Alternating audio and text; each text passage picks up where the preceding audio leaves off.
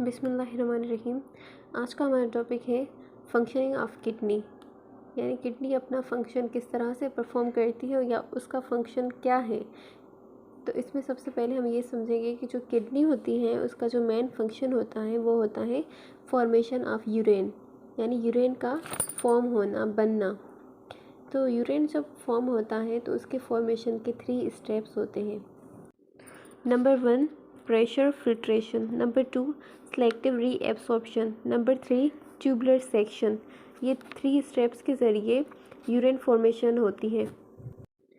सबसे पहले हम बात करते हैं फर्स्ट स्टेप जो है हमारे पास वो है प्रेशर फिल्ट्रेशन। प्रेशर के साथ यानी जो फिल्ट्रेशन होना, यानी छानना, जो भी ब्लड आ रहा होता है किडनी के अंदर।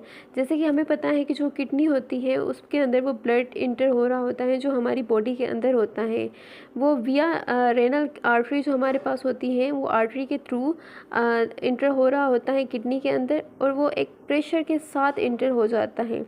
तो जैसे ही वो किडनी के अंदर इंटर होता है तो किडनी के अंदर, जैसे कि हमने पढ़ा था, किडनी को नेफ्रॉन बोला जाता है।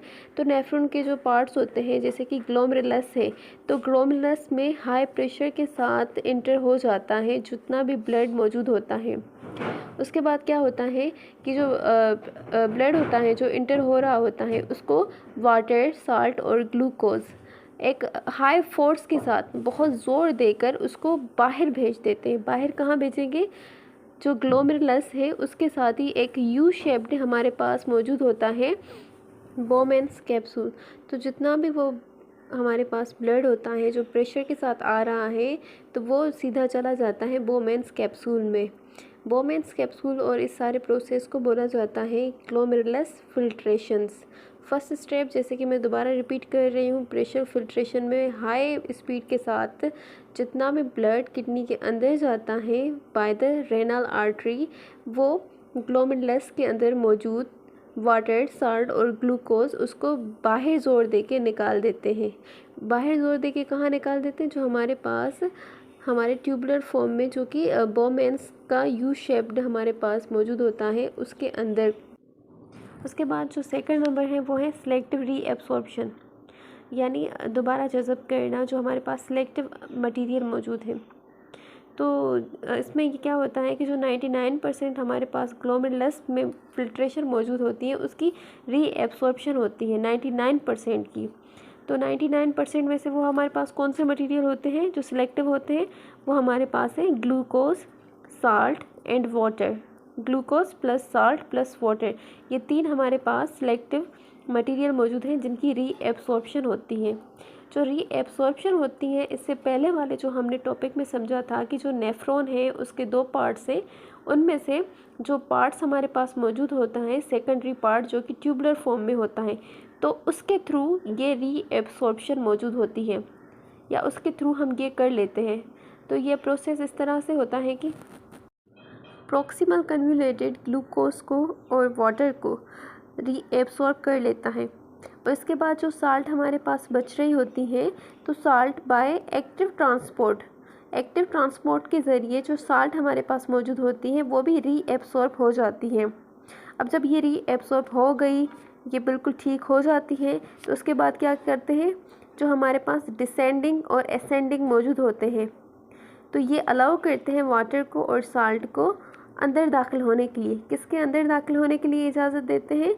डिस्टल कन्वोल्यूटेड के अंदर दाखिल होने के लिए। जो हमने लूप ऑफ हेनल पढ़ा था, लूप ऑफ हेनल के 2 पार्ट्स होते हैं, एक होते हैं डिसेंडिंग और दूसरा असेंडिंग।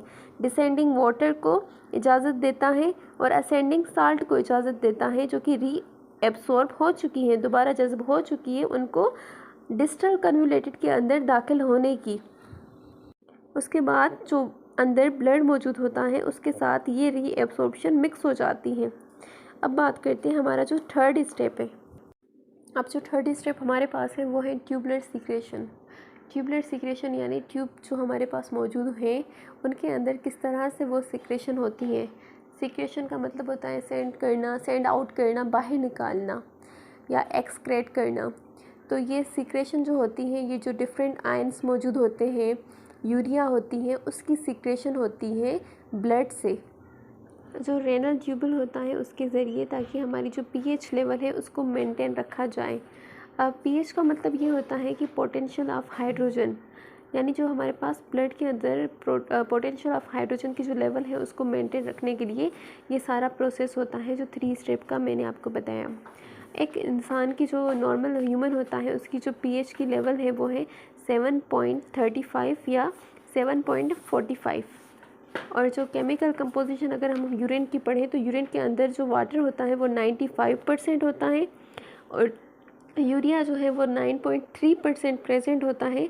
बाकी जो अदर हमारे पास आयंस होते हैं वो होती हैं उसके अंदर केमिकल कंपोजिशन ऑफ यूरिन के अंदर, जैसे कि क्लोराइन के आयन हो गए, सोडियम के आयन हो गए या पोटासियम के आयन हो गए, वो सारा मिक्सअप होता है उसका। आई होप कि आपको आज का टॉपिक समझ में आ गया होगा। Thank you for watching the video.